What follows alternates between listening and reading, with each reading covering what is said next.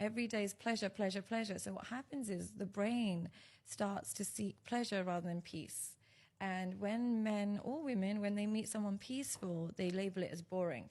And they're always seeking somebody who gives them some form of pleasure or dopamine. And the best person that gives you dopamine is a toxic attachment. What happens with a toxic attachment is you get preoccupied with that person. You're thinking about them, where are they, why haven't they called, blah, blah, blah. And that toxic attachment, they mislabel that as love.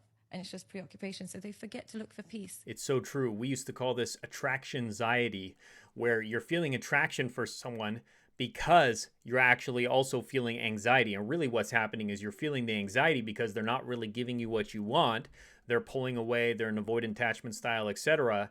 And then you're misascribing in your brain that that anxiety is actually attraction. It's actually love.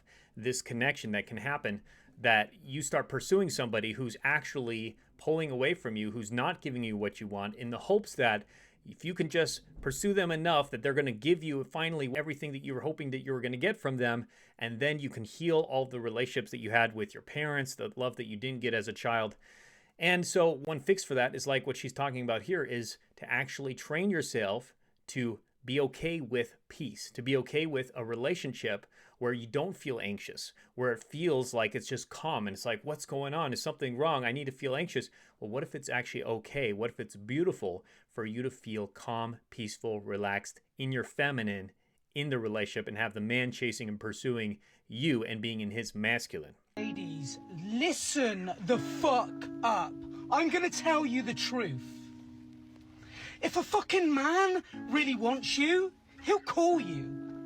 He'll text you. He'll make a fucking effort to see you. He'll spend time with you. No man is too fucking busy not to see you and make effort.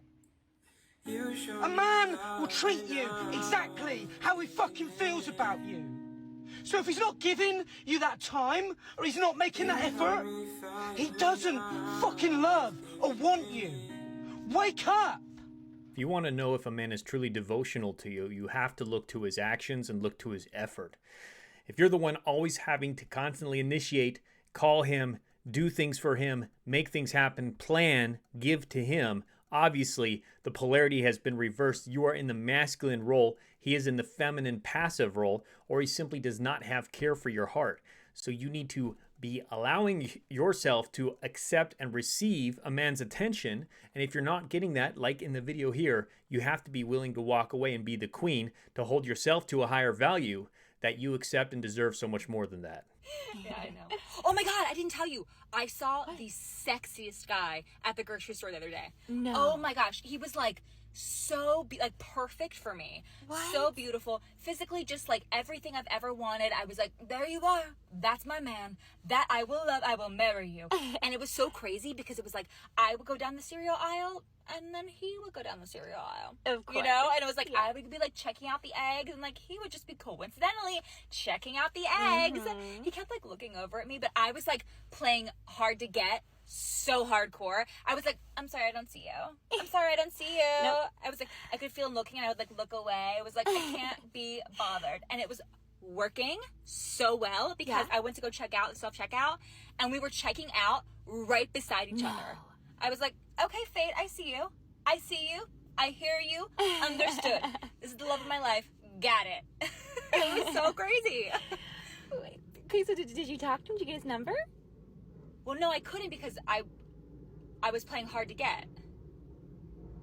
Oh, So yeah. so then you just left and you didn't ever talk to him?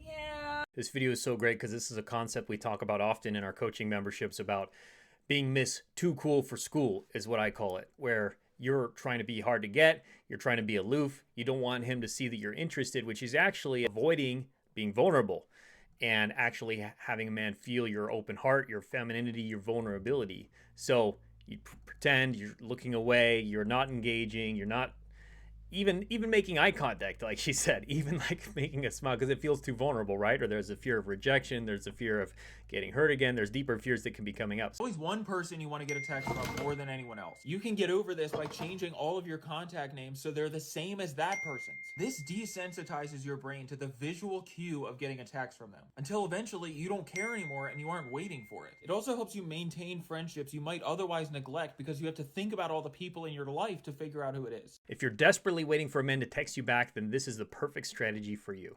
Now, actually, what's going to be most effective is for you to use some of our magnetic feminine activities. We have a whole list, actually, that we teach around what to do when you're waiting for a man to get back to you or he hasn't been reaching out, so that you can manage your anxiety and do fun social activities such as going to a dance class, going out in nature, hanging out with girlfriends that fill you up, that help you to build your social life, where it also presents you with opportunities to meet new people and potentially even meet new men that may even be a better fit than this man who's breadcrumbing you or not giving you what you truly desire. And ultimately, you need to share your feelings with him if he's consistently not getting back to you and not reaching out to you, not communicating in a way that you need.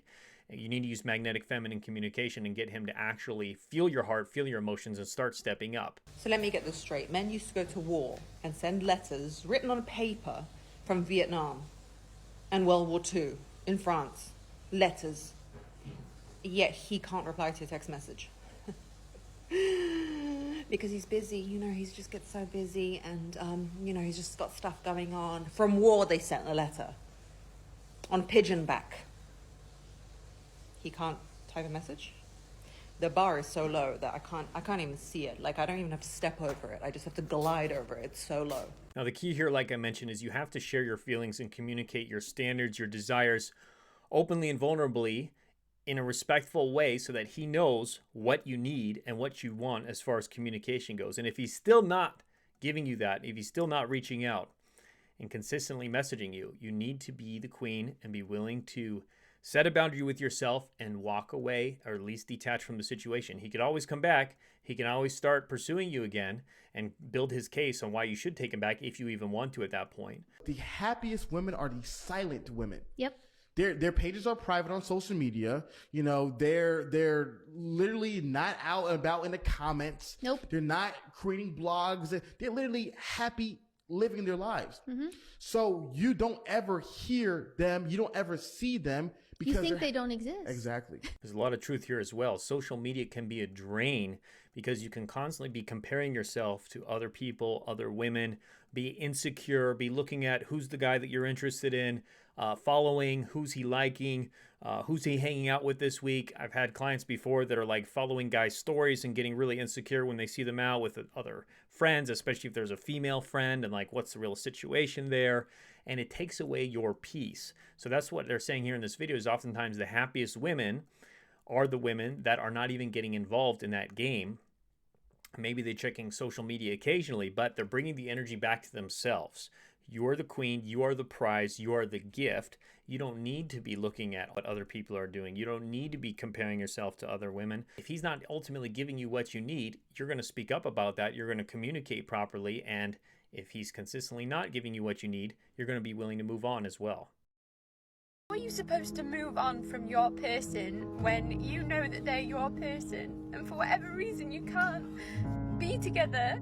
But how are you supposed to just make that decision and just be with someone else when you don't want to be with anyone else, Like, it's just really difficult. If they don't know that they are your person, they are not your person.